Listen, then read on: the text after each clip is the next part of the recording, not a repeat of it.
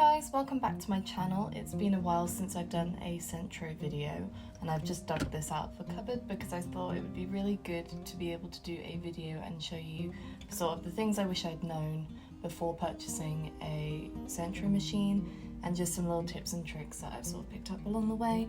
And I really hope this helps you either decide to purchase this or if you want to do some research and look at the Addi circular knitting machine.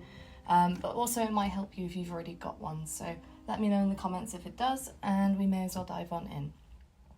So the first thing, which you can probably see, is that I have got my Sentro machine on a glass board, and this is honestly the best thing you could possibly do in terms of being able to make your life easier with the Sentro knitting machine, because it does have sort of those sticky feet that require liquid to be able to press and be secure, so that it's great for using on a glass table if you've got one at home. But if not, a craft board that is made of glass is a fantastic alternative. This one is actually the perfect size for it. It just stops the Sentro machine from wobbling around when you are using it and cranking the handle. So that is tip number one. If you can, use a glass table or find a glass board that you can use. My second tip is purchase spare ones of these. So this is used to be able to change the tension of your yarn depending on the thickness of the yarn you are using. They attach onto the machine here and they are quite flimsy and it is quite flexible. So I have had a few occasions where this is broken because either I've tried to keep my yarn too tight or I've gone a bit too hard on cranking the machine, and the yarn, if there is a knot, gets stuck and it snaps. So purchase spare ones of these, because nothing is worse when you're halfway through a project and this snaps and you can't get the same tension. Tip number 3 is to use waste yarn, and I've got a whole video tutorial on using waste yarn and how to use it, but essentially what it does is it means you end up having a really neat cast on edge when you do eventually cast your work off. So I'm just going to show you very quickly using this yarn. Casting on as you would normally. I've got my machine set on the tube setting. If you're completely new to Sentro, I do have a full beginner's tutorial that hopefully will be able to help you. So that is my yarn cast on, and I'm going to put that in the tightest loop. And what I'm going to do is just work a couple of rows and then I'll show you attaching the yarn to be working in. So I've just come to the end of what I'm going to do as my waste yarn, as this is just a demo. And what you do is simply plonk that in the middle, cut it off if that is what you're going to do, and then you are going to take the yarn you are working in and you are just going to slot that under there. You can choose to knot this together now or you can do it later. This is just a demo, so I am not going to, but essentially what I'm going to do is plonk that so it's going through the middle and carry on.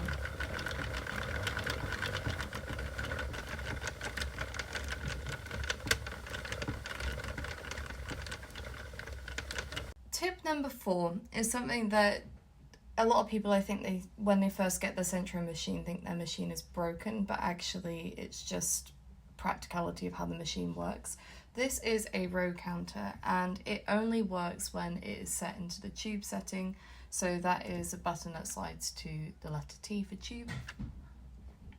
Rocket is going crazy in the background, as he always does when I'm doing Sentro videos.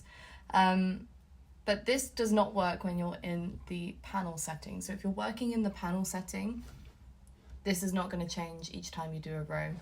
There are attachments you can get for your Sentro machine that will track the rows for you, but actually one of the best things I've found is using the Hobby app.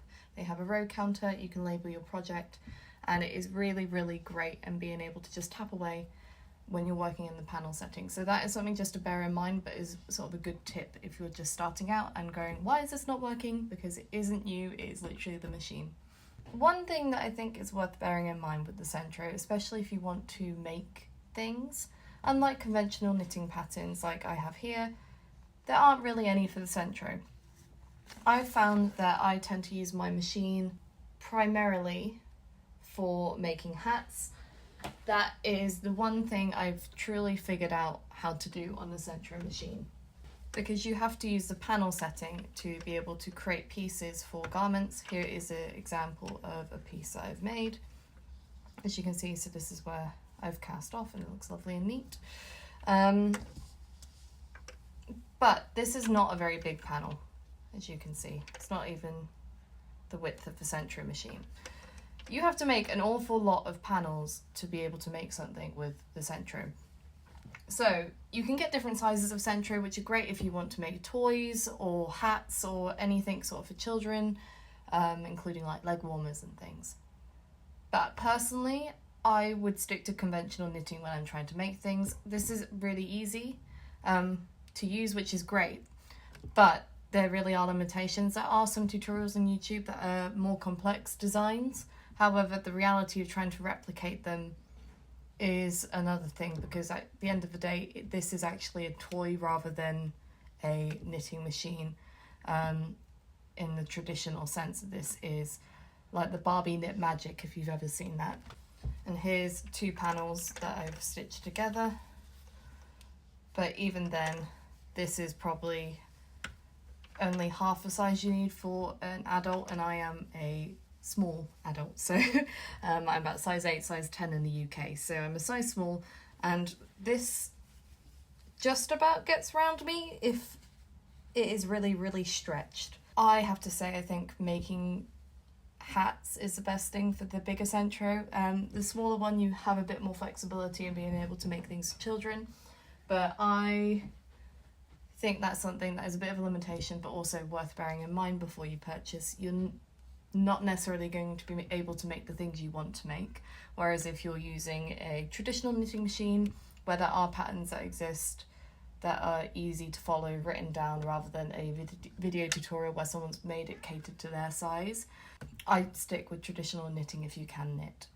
However, I will say the hats that I have made, this one is inside out, with the Sentro, have been really wearable. This one is a maybe slightly thicker yarn, which was better for the knitting machine, as it was a normal sports DK weight, and this one is slightly thinner. But making hats on the Sentro is what it's best for, in my opinion.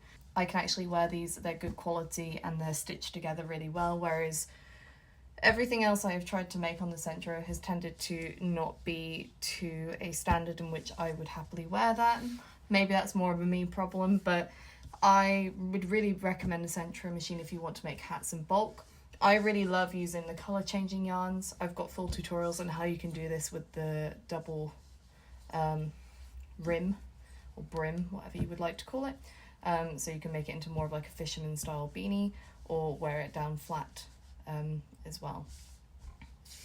And I think one final thing that I would like to mention, which is just experiment with the knitting machine. Obviously, everyone has their strengths and weaknesses. For me, I think my patience with the Sentro is probably where my limitation is. But you can try so many different things. So you can use different yarns on the Sentro as well. These are 2 that I have done a video on before. I've tested different yarns together in terms of being able to knit stuff together to make things with Sentro.